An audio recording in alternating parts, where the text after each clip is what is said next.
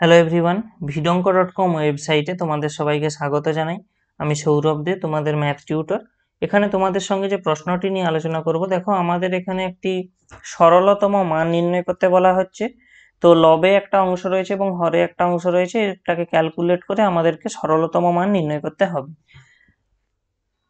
তো আমরা এই সরলতম মান নির্ণয় করার জন্য এখানে যে ফর্মুলাটা অ্যাপ্লাই করব, দেখো x cube plus y cube plus z cube minus 3xyz, এটা সমান আমাদের কি হয়, x plus y plus z into x square plus y square plus z square minus x y minus y z minus z x, এইটা হয়।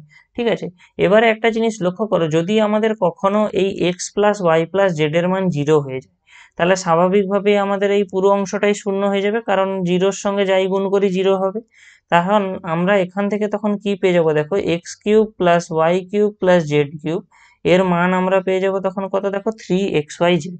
ওকে, তো এবারে একটু লক্ষ্য করো, এখানে আমাদের এখানে এই অংশটাকে আমরা যদি এক্স, এই অংশটাকে ওয়াই, এই অংশটাকে জেড ধরি, তাহলে আমরা এখানে দেখতে পাবো, দেখো x plus y plus z মানে কি, দেখো b square minus c square plus c square minus a square plus a square minus b square. তো minus a square plus a square কেটে যাবে, plus b square minus b square কেটে যাবে, minus c square plus c square কেটে গিয়ে ultimately আমরা 0 পেয়ে যাবো, x plus y plus Z.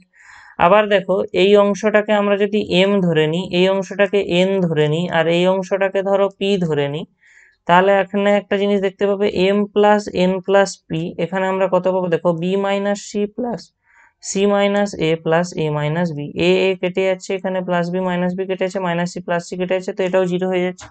তো এখান থেকে দেখো এই উপরের ক্ষেত্রে আমরা মানে লবের ক্ষেত্রে এই অংশটাকে কাজে লাগাতে পারি।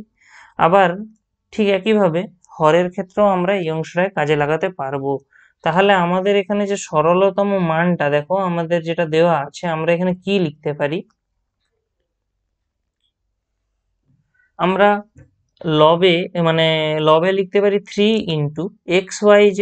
এক্স মানে কি, এখানে ছিল b square minus c square, y মানে c square minus a square, এবং জেড এর মান হলো a square minus b square. আর হরের অংশটা হলো দেখো 3 × বি, অ্যাকচুয়ালি আমাদের কি ছিল, এম এন পি, তাহলে m cube plus n cube plus p cube দেওয়া ছিল হরে, তাহলে সেটা সমান কি হবে, 3 mn p। তাহলে 3 × b minus c into c minus a into a minus b. তো একটা জিনিস তো আমরা বুঝতেই পারছি, এখানে 3 এবং 3 কেটে যাচ্ছে। এবারে এখানে যে b square minus c square আছে, ওটাকে আমরা লিখতে পারি কি, b minus c into b plus C.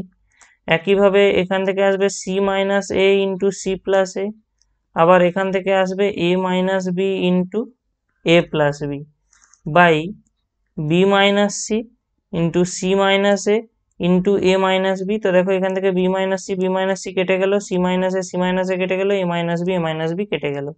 তো আলটিমেটলি আমরা কি পেয়ে যাচ্ছি, দেখো এখান থেকে a plus b into b plus c into c plus a. তো আমাদের এখানে সিম্পলিফিকেশনের পর যে অ্যান্সারটা আমরা অ্যাকচুয়ালি পাবো, সেটা হবে এই অংশটা, a plus b into b plus c into c plus a. vidonko.com ওয়েবসাইটে এই ম্যাথটি দেখার জন্য অসংখ্য ধন্যবাদ জানাই। এরকমই নানা প্রশ্ন ও তাদের সমাধানের জন্য আমাদের ওয়েবসাইটটি ভিজিট করো।